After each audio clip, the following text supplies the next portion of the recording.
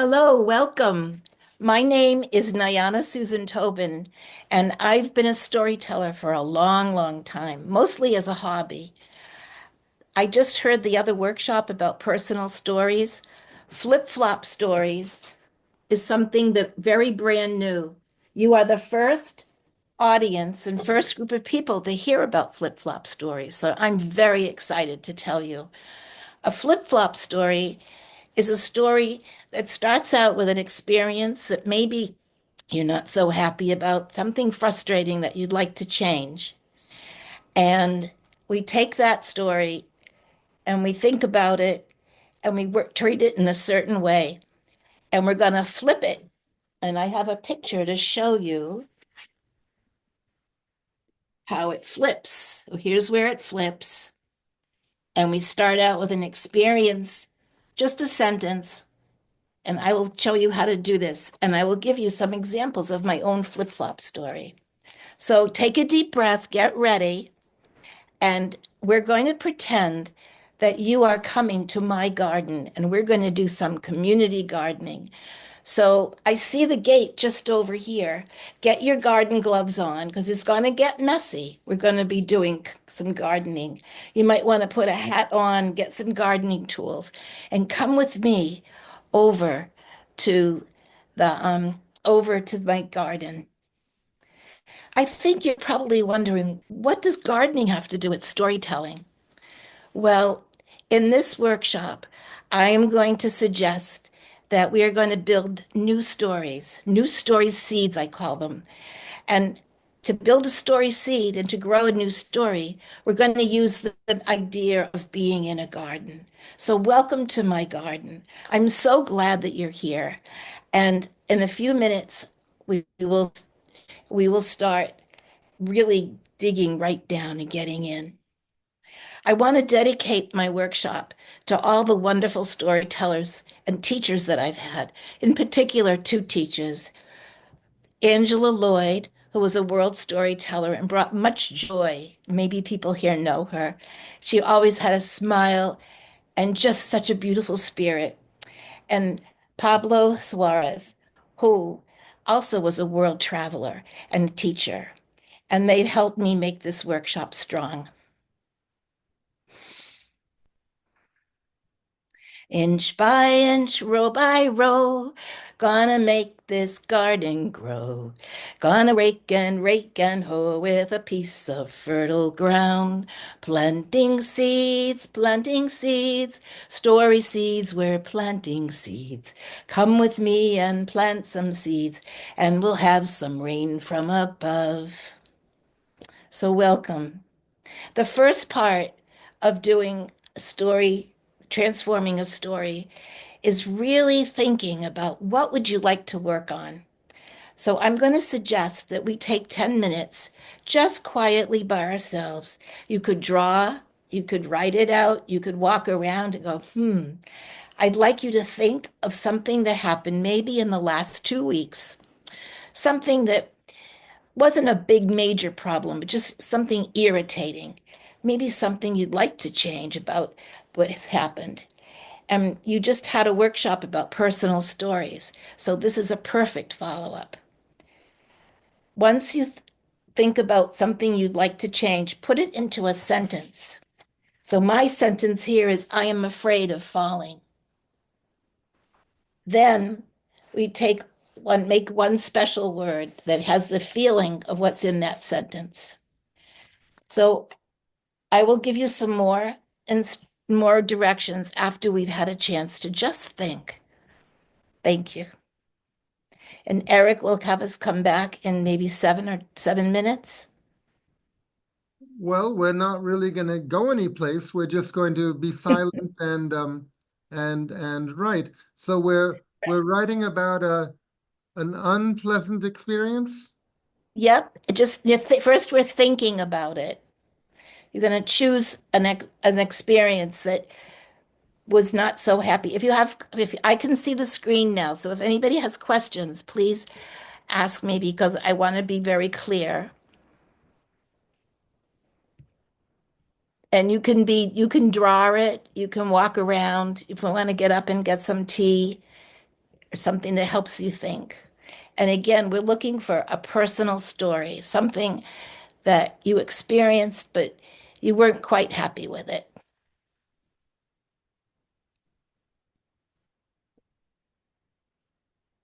Mhm. Okay, well, I think I'll pause the recording. Yes? Yeah, thank you. And if people would like, they can also put it in the chat. Thank you, Eric. Thank you, everybody. Did I tell you the goals of my workshop? I'm going to show, I'm gonna, I have three main goals. The first goal is to say goodbye to an outgrown story. So as we age and we have more experiences, sometimes we look back and say, I did that as a kid, but I don't need to do that now. So any story or something that we're thoughts, personal things that we think that we feel or that we're not happy with how it works, we're going to think about saying goodbye to that to that old story, and we're going to find a new story. The flip part in flip flop story is that we're going to take that feeling that you're not happy about and flip it to the opposite side. When you find a new story, I feel like it's a healing story and I develop agency and confidence. So it's just the idea, maybe that could be maybe this new idea could be in my life. So I am going to tell you the first story to give you an example because and to share also that once I started doing this, it was kind of weird, but I started finding all kinds of places that I wanted, little places that I wanted to change. And I found more ways to make more news stories. So my first story is called I Can Get Up. So a few weeks ago, I started taking balance classes at the senior center. You know, older people, sometimes we trip and we fall a lot, and it's good to strengthen our muscles. In the balance class, the teacher said, greetings, everybody. We're going to talk about falling. Nobody wanted to talk about falling. We came because we wanted to learn about how to get up. Well, this teacher, she was a pretty smart teacher. She talking about falling. She talked about all the different ways you could fall, how you could fall upstairs, downstairs, you could fall backwards. She talked about how clowns fall. By the time she was done talking about falling, I wasn't so scared anymore. I was like, oh, okay. Hmm. It turned out that the biggest risk for falling is fear, and this teacher was pretty smart and she knew it. So I went home and I thought, how can I use flip-flop stories? I, I like this class, but I don't want to think about falling. And at home, after much thinking, I realized this teacher helped me get over my fear of falling because it wasn't such a big scare anymore. And the way to use the flip-flop story is to take that idea, fear, and flip it to the opposite. So this is a picture to show how you're flipping. Okay. And so I flipped my fear into the word courage. And that word, courage, becomes my story seed. Does anybody have any questions? Okay. Then I asked myself, what if I had courage when I came to this class, how would I be different in my exercise class? And I felt taller. I felt like I could stand tall and enjoy this class. And started thinking of many more ways and ways that I could prevent myself from falling. So that's one example of flip-flop story. Inch by inch, row by row, gonna make this garden grow. Gonna build it nice and tall. And so that's how I made a healing story. And the last goal is how to make that healing story, how to feel good, develop your own agency, and share those stories when we're ready to come in community and share those stories. So maybe somebody else is afraid of falling. And I can say, this little tiny little story, this little story seed happened. And the community building part is so important now because with COVID and everything that's going on in the world, we're all feeling that we're stuck in our own little places. So storytelling is a beautiful community, and it's even easy to tap into it like we are right now. We're making ourselves a community right here on Zoom. Okay. So let me tell you one more story, and then I'm going to ask you to think about how you could flip that word that you took, the one word. And none of this is fast. Take your time. The workshop example is just to give you an example and a little taste of what it's like. And again, it doesn't matter. Don't worry about the word. Just pick a word that feels better than fear. So that's how I picked courage. And I'm going to tell you another short story. When I started this workshop, I was so petrified. I was like, oh my gosh, how am I going to do this? Last year, Eric invited people to make a proposal to come on. Well, I said I'd come to this workshop, and I haven't done a workshop in a long time, let alone on Zoom. And my dear story friend, Libby Frank, was somebody I always counted on. And we used to share stories. She was a professional storyteller, and I just did it for fun and for my hobby with my friends and my kids. But I don't have her anymore because during COVID, just before COVID, she passed away. And my and I just felt bereaved. I felt sad. I don't have one person. I don't have like somebody to help me work on stories. So I decided that I had to just deal with it. What am I going to do? But then I thought about that word one. Well, what's the opposite of one? Many. And thinking about many, I realized that I have many friends in the storytelling community. Some people, like Eric, are far away, and other people are down the street from me. And I don't always think of asking them for help. Sometimes it's not easy to ask for help, especially when you know that everybody else is busy too. But thinking about many helped me get the courage to think about who else could I ask for help. And I broke up my questions into little pieces. So I went to one person and I said, can you help me with this? And I have another friend who is a teacher. And I said, how do I teach? How do I tell about this new idea? And bit by bit, little ideas came. And it turns out that I want to thank at least 7 or 8 people who gave me their experience about what it was like to be on Zoom and how to give a good story.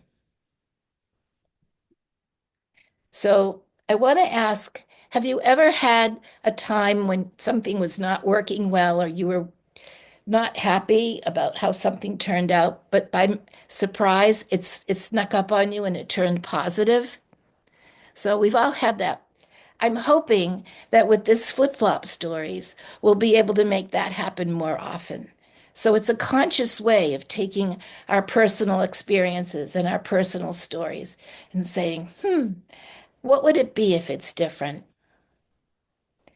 Now, I know that it's hard to think in a new ways and to break old habits. At least it is for me.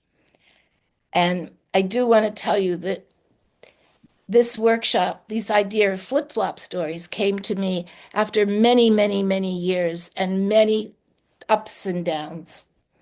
And that's what the stories I'm going to tell you are going to be about. So, does anybody have any questions? And this would be a good time if somebody wants to speak, raise your hand and say a little bit about how this idea is for you, or if it feels familiar, that it ever happened to you before that you were able to flip a situation or flip a story. I'd love to hear. And it's okay if you just want to put it in the chat. And now we're going to do another breakout room. And this time we're going to tell about the we're going to talk to our partner about the word that we didn't like. This is the messy part. One of my teachers, Thomas Hubel, says that we take old patterns and break them up and turn them into compost. And that's why we're in the garden. Does everybody know what compost is? Whoops. I just lost.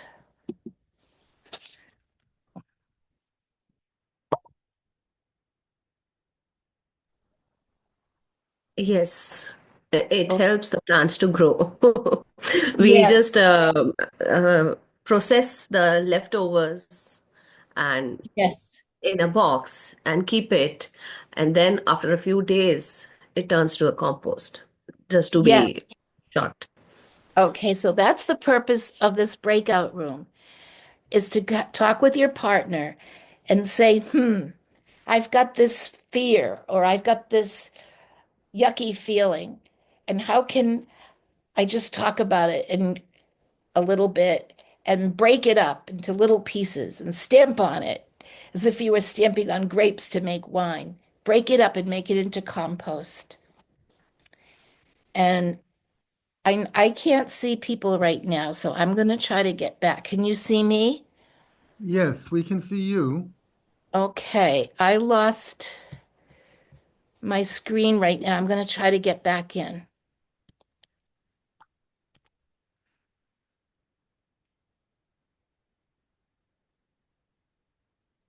So I'd love you to take each person have 5 minutes, and the partner is just going to listen. And sometimes having someone to listen is good. It helps you think of more ways of breaking up that yucky feeling. Okay, Eric, can you do the breakouts? Well, I'm thinking we should try something new, which is Okay. we have 20 people here. I have a feeling just to make 6 rooms randomly, and Mhm. maybe somebody will have their camera on, somebody will have their camera off. If you get stuck in a room where nobody else is talking to you, come back to the main room. Okay? Okay. Okay. Okay, so let's try it. Um, and Nyanna, if you get put in a room and you don't want to be there, just come back to the main room. Okay. Right now, I don't, my screen is off. Yeah. So I'm not Well, sure what to push. I I hope I don't put you in a room and you can't get out of there. But Well, right now, all I see is my background screen. So while everybody is thinking about how to make compost and decompose and break up that tough situation, I'm going to figure out how to get back on. okay, so I'm going to do this now. And how long people should be in the rooms? About 10 minutes? Yeah, 5 minutes for each person. Yeah. If somehow Sometimes there it's, are 3 people in your room, maybe or each what? one go a little shorter, but I Yes, think there'll yes. probably be 2 talkers in each room. But if it's not working in your room, just come back to the main room. Okay? Okay. Here we go. Uh, I think you're going to get an invitation to go into a room.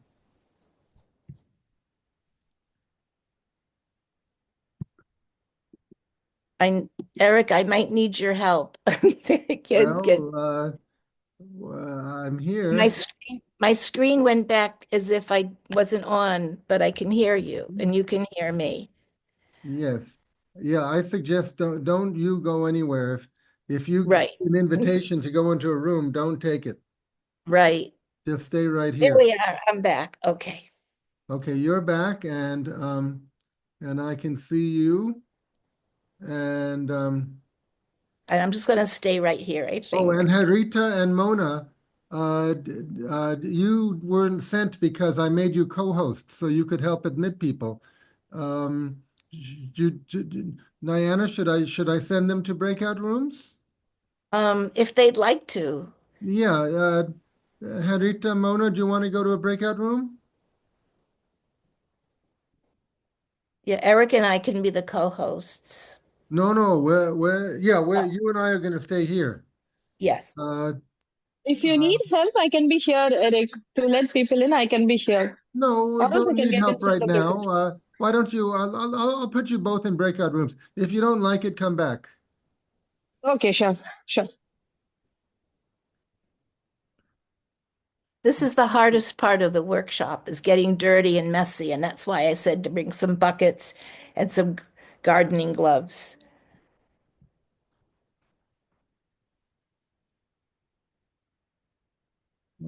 Okay. Okay. Now it's just you and me, but I think somebody else is joining us.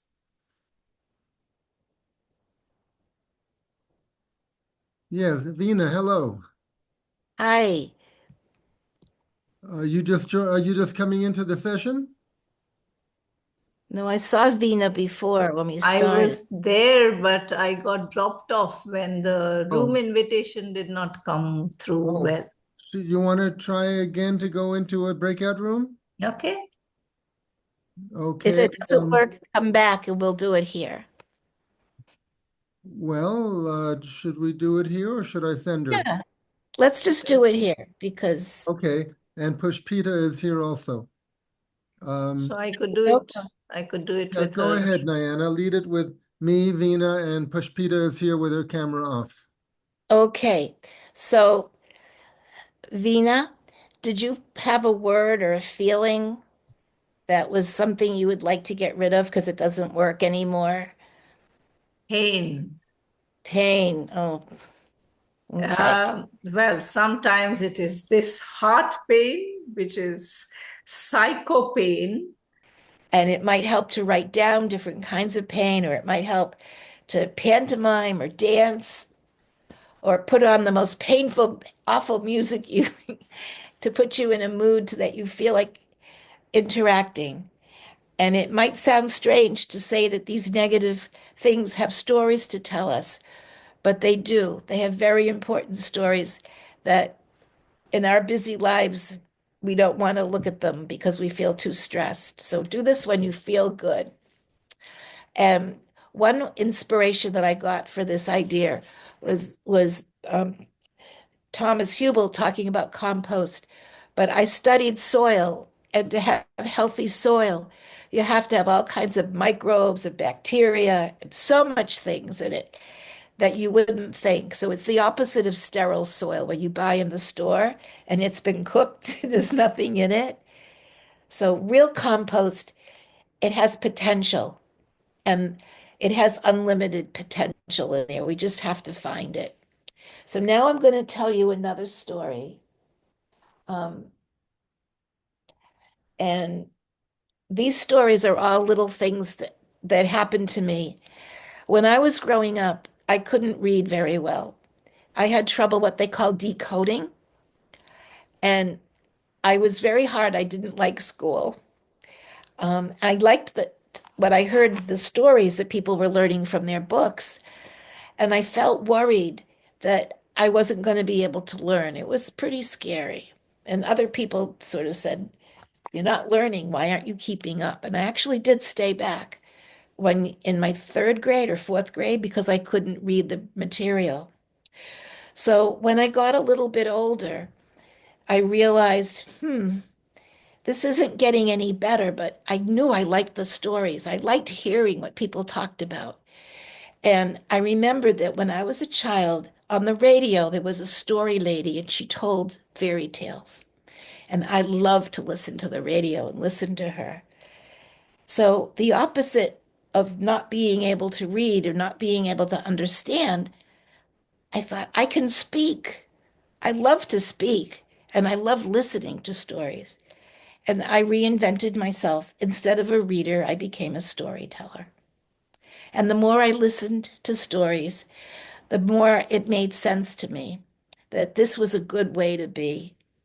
And in India, you've always had storytellers, but in America, it got out of fashion. People were being more cognitive and not using storytelling so much. So in the 70s, we had a storytelling revival. And it really meant a lot to me. And when I had difficulty with it, childbirth, somebody told me a story and I got up and I felt so much better. So I became, the negative thing is I couldn't read. I still can't read music or learn or things, some things that I want to read. But I use my storytelling to learn the stories and I can listen to audio. So, okay. How's everybody doing? Are you ready to get more positive? So the next step is we're going to flip it. And this might look childish, but if you were going to let's say you were going to teach this to some children, okay? This is how I would do it. This is the happy face. And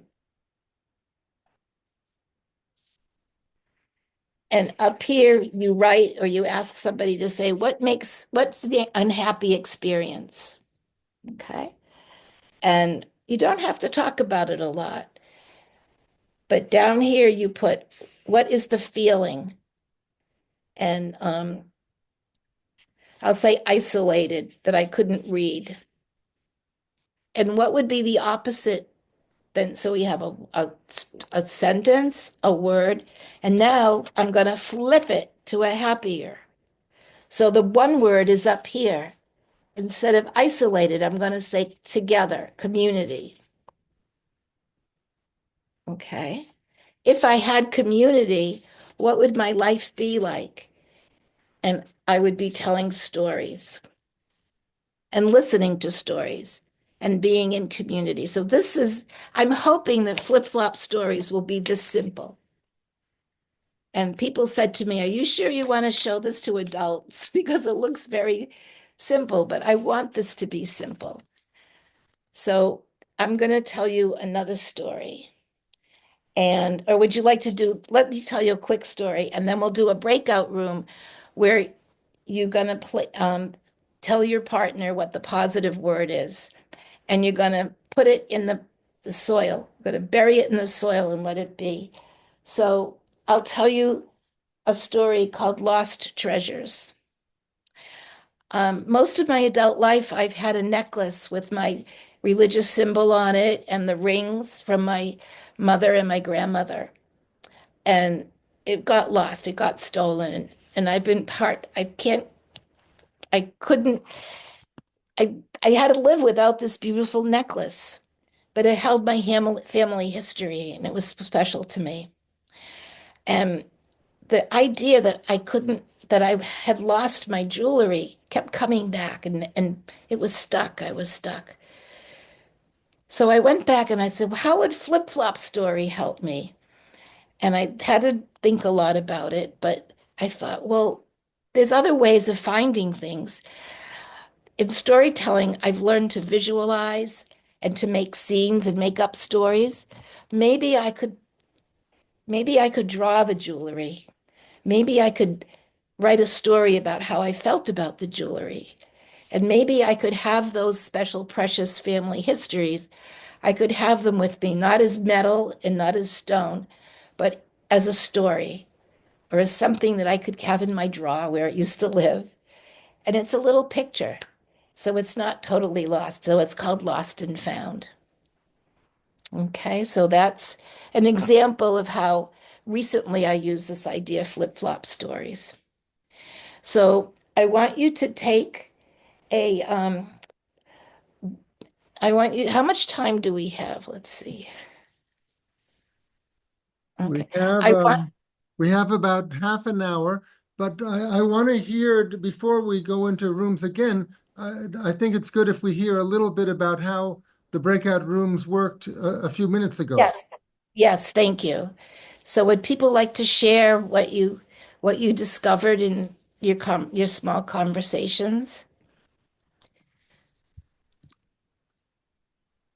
Yes, Lynn? Go ahead, Lynn. Okay, well, the lady whom I shared with was so responsive, so open. It was absolutely delightful. And we helped each other. My first word was judging. And she helped me to find the opposite of that, which was observing. Okay, beautiful. So Yeah. I want to So ask that's you, my word that I'm burying is observing. okay, so Lynn has done this with me. She's been a great help and she's done this process with me. So she's a little bit ahead. She's ready. All going to join her and we're going to take your word and flip it to, so mine was isolation and then I went to community. Think about how you could, this is the flipping part. Flip it to a positive quality that you'd like to have in your life. And again, there's no right or wrong. There's many opposites. So pick something that would be um, that would be nice to welcome instead of the frustrating part. And you have to use your imagination. So this doesn't happen easily. So that is going to be that new word, like my word community, is going to be the story seed. Take your compost or your flower pot, move it around, and make a little hole, and you put that story seed in the dirt. And again, this is like when we have silence in a story. This step is called leave it. So, isn't it amazing? I'm telling you to do nothing. And it takes a lot of nothingness to grow a story. But that's because these stories are coming from our heart. They're not from outside. And this is very personal part. Okay. So think about that positive word. And the question is, what would my life be like if that positive little seed turned into a story? Okay. And put it away Can in I the share ground. something? We Yes. already Yes. did that in that breakout room. Oh, you We did? Okay. already did the positive also. And I got Okay. some very good, very, very good Good. insights. Good, good. It really is nice to, it's not, our nervous system is made to protect us and to see the scary stuff. So this is kind of working with the scary stuff, but flipping it over. So I'm glad that that worked for you. So now I'm going to give you an example of play. Leave it means take a walk. Maybe you go get some coffee, or maybe you sing a song. But in here, in the Zoom, in this community we have now, we're going to play a word game. Now, this is new for me, it's new for everybody. And it comes under the category of story magic. Okay, the reason storytelling is so powerful for me is because I can't explain it. It just does magic. And this game that we're going to play, it's called Word Volleyball.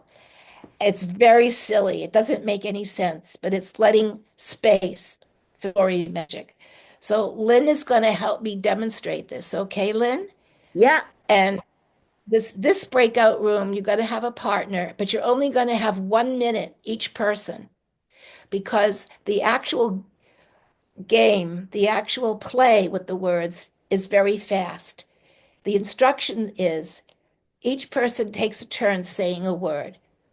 So if I start with the word, the next partner says another word. It doesn't have to make sense, but it has to make a sentence. So you'll have a subject and a verb, and you'll come out with maybe a silly sentence because you don't know what your partner's going to say. And she doesn't know what I'm going to say. So it's unpredictable, and that's the play part. So I had never done this before until I learned from Pablo that when he did workshops and it was time to play, this was one of the ways he played. So Lynn, are you ready? Yeah. Okay, so if Lynn and I are partners and I'll start my sentence. When Nyanna goes to bed, she takes her teddy bear. Okay. And then the person who started that, thank you. The person who started that wordplay writes down what the sentence is. And then the next person starts. And this will take really quick. Eric, can you give us like 2 minutes and tell Okay. people when to switch? And then Well, when we come back, we can share our silly sentences. so we're going to go into rooms again, Yep. and What, I'm wondering if what we should try for the same rooms or different. I would like I would like to have the same rooms. What do people think? So you were somebody that you're familiar with a little bit. There are going to be more than 2 people in each room then, which is okay. Um, can we have 2 people in each room, Well, Eric? if we do 2 people in each room, there are going to be some people who have a partner who is not going to be there. Okay, then let's do it. Okay, so let's give 3 minutes and we'll make however many people are in the room. That's how many sentences we'll make. Okay? Okay, we're going to try it. If you end up in a room where nobody else is there with you, just come back to the main room. Okay, and remember it's very fast because you don't know what's going to happen. This is our community time when we get to have a game and we get to So play. does everybody know what you're going to do in the room? Yep. Okay, good. Okay, Great. here we go. Have fun.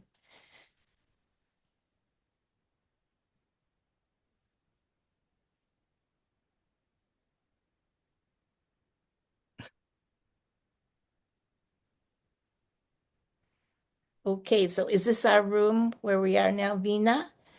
Do you want to start the sentence?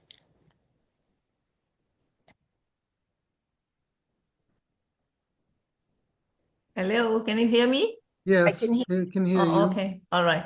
Uh, ice cream. Okay, Eric, do you want to be her partner? Okay, wait on. Well, let me turn off the recording. What's Sita? To hear what happened, how people felt about trying that. This game was suggested to me by Pablo, who worked in the health field, and he would use this game, and I was told it would help with the story magic. It was like fun playing with the words, randomly coming up, not knowing what the other person is going to say. So it was good. We just loved it. And Good. I love that. thank you. Good. That's what I was hoping. Now, especially for teachers, but all of us, when we're thinking about building a story, because flip-flop stories is a way to build a good story. It's a way to build a new story. It's not in our control. There's story magic. That story, just like the hard word, the frustrating word, every story has its own, I don't know, inside. So when you put that seed in the ground and you let it just percolate and germinate, it could take years. What I'm showing to you has taken me years of trial and error.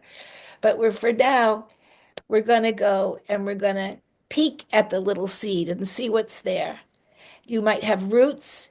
You might just have a little leaf come up. It might not be ready, but take a little peek.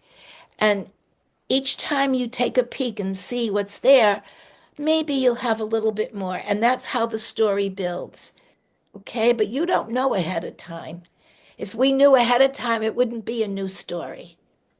So it's really a way of taking something new that we couldn't imagine before because we were stuck. And now we're letting the seed and we're letting nature take over and letting that story blossom and grow. And did I tell you that in this philosophy that I'm using, we're all seeds in the earth. We're all one ecosystem. So whether we're four-legged or two-legged, whether we're a rock, everything in our world is working together. And it's just the opposite of breaking things up into categories. This is much more organic. So I'm wanting to give you the idea that growing a story, you have to be prepared for the surprises. Okay? I'm going to tell you one more story that is a folk tale. And does anybody know Pete Seeger, who was a wonderful American folk singer and storyteller? I heard him tell this story, and it was one of his special stories. It's called Abby Yo-Yo. There is a paperback book that you can share with kids that has some pictures of it. Once upon a time, there was a boy. This boy, he was a challenge. He lived in the town with his dad, and he loved to make noise. He loved to play a banjo. His dad gave him a banjo so he would at least sit still. Abby yo yo, Abby yo yo, Abby yo yo, Abby yo yo. He played this banjo so much, the people in the town said, "Go. It's too noisy." And the boy and the father had to go to the edge of town. And when they needed supplies, they came into town. It was okay. The boy was happy on the edge of town. The dad was happy. But one day, a big shadow came and the earth started shaking. And the people looked up. Abby Yo-Yo! It was a giant that lived up in the mountains, and he was coming. If he came to town, oh, if he came to town, he would eat them up in one gulp. And he was so scary and so ugly. People didn't know what to do. And then somebody had the idea. That little boy, Abby Yo-Yo, you know that loud, yucky music? Maybe he could scare the giant away. Just like we didn't like the music, maybe the giant will go away. And they asked Abby Yo-Yo to go. And the Abby Yo-Yo went to the giant, and he had green, slothy teeth and mold on his toes.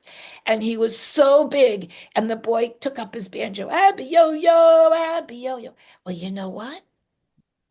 That giant liked to dance. Oh, oh, he had never heard music before, and he's dancing, Abby yo yo, Abby yo yo. That little boy played his music so much that finally the giant fell down exhausted and fell asleep. And he didn't bother the people in the town. So that's Abby yo yo. And the song doesn't mean anything. It's just like la la la la. Any culture, you would just have a sound that sounds like thank you. So I love that story. And I realized there's the boy who's making all the noise, and the noise is bad. People don't like the noise, but the noise has a good purpose. It's going to save the town. So that's, I think, a folktale example of a flip-flop. So can anybody else think of a story they know? Or thank you. Thank you, Rachel. Anyway, I'm so grateful for you. This is really the first time the word flip-flop stories has been used in public. So I'm so grateful. We are grateful to you, ma'am, because this will help us to think the other way, flip the story the other way, and do it. Thank you so And much. if you want to tell us, if you want to work with an adolescent, or if you want to work with an older person in hospice, you don't have to say this is a healing story, this is a transformative story. Keep it personal, keep it small, and just say it's a way to self-care. And self-care using stories. And because I had my learning disability and I had to hang on to stories, I actually talk about storytelling being my lifesaver, that it's a tool that I use to keep my head above water and to be able to stay connected. So I think it's a survival skill, and it's a Yes, survival skill that we've absolutely. lost. Absolutely. And in Because there India, are many children nowadays who are diagnosed with ADHD, dyslexia, and they are put under that banner, you see, and the children grow Special up. children. Yeah, the children grow up saying, "Oh, I have ADHD. Oh, I've been, yeah, I'm a I am a dyslexic." special Hello? child. Yeah, if you're dyslexic, doesn't mean that you don't stop doing your daily chores. Come on, get Right. on with it. You True. know? yeah, Just And tell them, find ways of To maybe come out of it. because dyslexic children, I think they do the puzzles very well, and they have yeah. the other Very cognitive, creative. very, very creative. So they paint very well. Yeah. So you can take that word I have dyslexia and say, I don't feel valued or I don't feel understood. Mm. Flip not understood to I am understood. Mm. What would it be like in my life if I was understood? And all Yes. those gifts, what's good about having Mm. dyslexia Mm. Mm. and all those gifts. Mm. So one thing I learned about pain is that when you go to the hospital, they ask you the number of the pain, what number is it? Is it 5 or 6 or 3? That's a way of naming, Yeah. putting it in the other workshops. They talked about storytelling being a container. You're taking something that's so big and you're putting it down and giving it a label and a name. And that's what we're doing with the flip-flop stories. Once you have it in that little box, then you can flip it. And again, it doesn't matter what word you choose, is whatever is personal to you.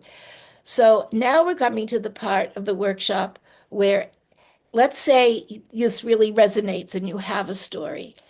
If you have the courage or you desire to share that story in this group, it'll give us energy and it helps the community learn how to use storytelling as a survival skill. So if anybody has a story this reminds them of or can tell a really short story, yes, Yeah, we I'll tell a story that is real actually.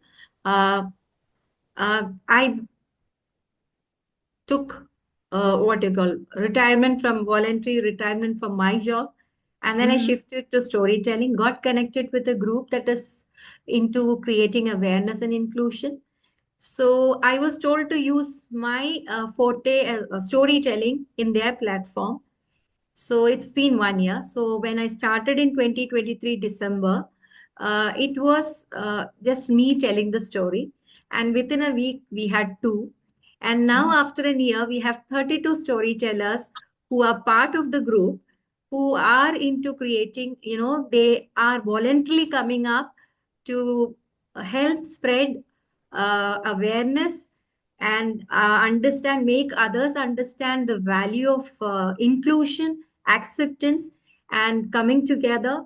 And the group this year, the theme is changing mindsets. And somewhere we are successful in changing the mindsets of people, and also help parents who are in like confusion in a jigs, what to do, what after us. So somewhere we as storytellers, we have grown from 1% to 32 people. And I have many of them here. Deepa is there, Rohini is there are many storytellers, Shraddha, so many of us, where we are not thinking about what we are going to get, but we are so happy in what we are sharing. And right now have ABCD cards of inclusion, where we have 26 alphabets and 26 storytellers talking about each alphabet. Like A represents awareness, so B for budding up, C for collaboration, and D for diversity. So next Wow. week, yes, and next week we are going to have story about alphabet E. So empathy. So this is what the life example of storytelling in the community that is growing up. This is so beautiful. I hope you share this with other communities because Yes, you've given, by giving the alphabet letter, you've put a big idea, community, into a word. yes, And this reminds me when people started dancing with wheelchairs. Nobody thought that people in wheelchairs could do ballet and dance, but the awareness of seeing art group that was handicapped or an art group that was challenged, using their challenge in a dance, it opens up awareness that everybody has art and there's ways of dancing differently, even if you can't walk. I hope that you share that program because yes, it sounds like it could be infectious and go around the yeah. world. Help so Yes. much.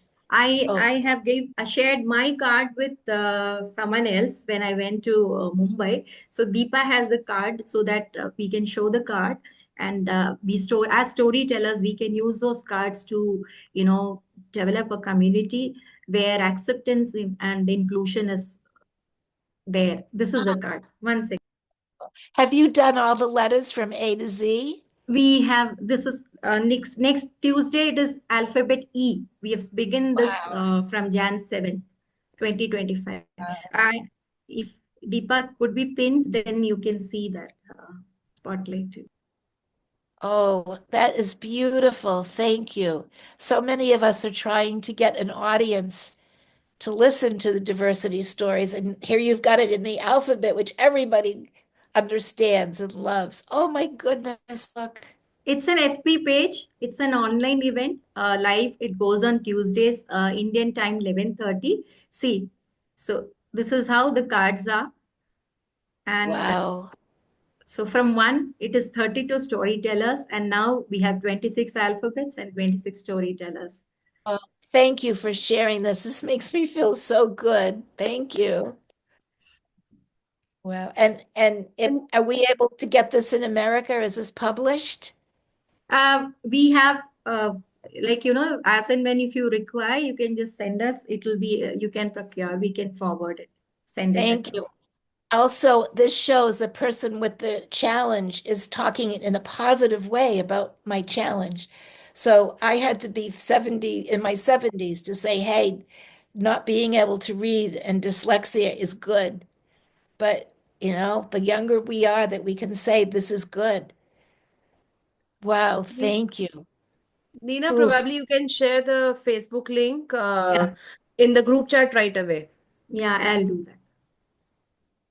And I see David Heathfield. He's one of my teachers that I need to thank for helping me learn about storytelling. Hi, David. How are you? Hello, Nyanna. Yeah, I'm fine but excited but nervous because I'm following you. Ah. Now David and I just did a flip-flop. He was my teacher and I was the student, and we flipped it. So I'm the teacher for a couple of minutes. Wonderful. I'm sorry I wasn't here for your session, but I think I know I have a pretty good sense of what you've been doing. It's wonderful. I made up a word, flip-flop stories. Fantastic. This will be a good way to summarize. This is the old experience. This is the flip-flop where the things cross. It's very simple. You shouldn't have to think too much, but this is a type of self-care. So something that you're not happy with, and make it into an experience. You're not happy with it, make it into a sentence. And then you put down one word. So I was not happy with falling. I was afraid of falling. And the emotional piece of that fear. Flip-flop the word fear, turn it over on its side, and I got courage. And then here's the brilliant part. That's courage is a story seed.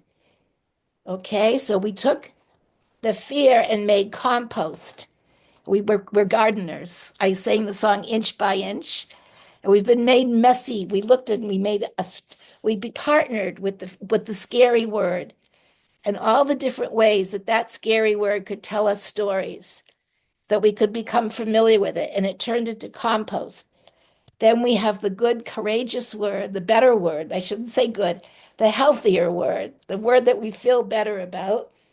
Put that in the ground, and then we leave it. We played a word improv game, but you could take a walk or you could go play badminton or something. Then that word, the happy word, is in the ground, it's germinating. It could take a week, it could take years, but you check on it. There's a little roots, there's a little bud, maybe there's a flower.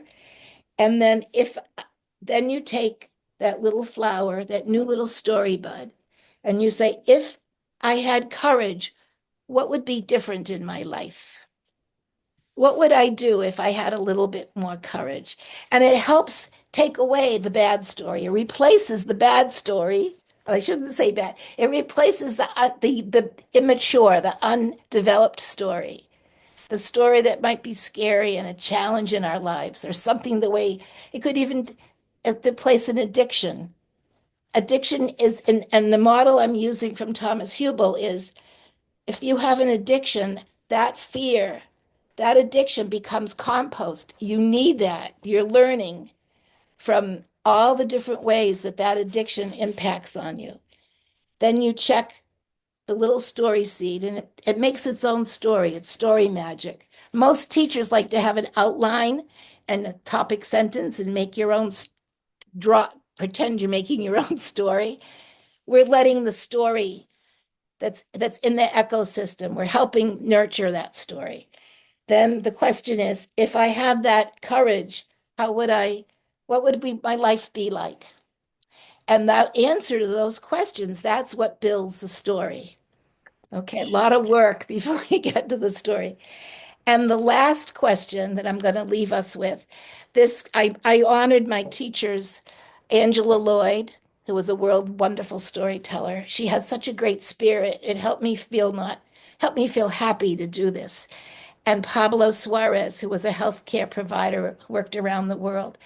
And Pablo used to give workshops, and he would say at the end of his workshop, "What would I do if I had 30% more courage?" And that's the question I'm going to leave you with. Okay. And thank you so much. Do we have time for people to share stories or No, reactions? I'm afraid we don't. I apologize. Okay, I have to learn how not to speak so much and listen better. But So thank you so much, thank you. Nyanna. It was a wonderful workshop. Oh, thank you. I'm so happy. Yeah, And again, I want to thank I all know the you people put a that lot of helped. thought into it, a lot of preparation into it, and it worked very well. Thank you, everybody. Very good. And I'd love to hear the feedback, and if people have other ways, this ABC story, any way that you're able to use flip-flop stories.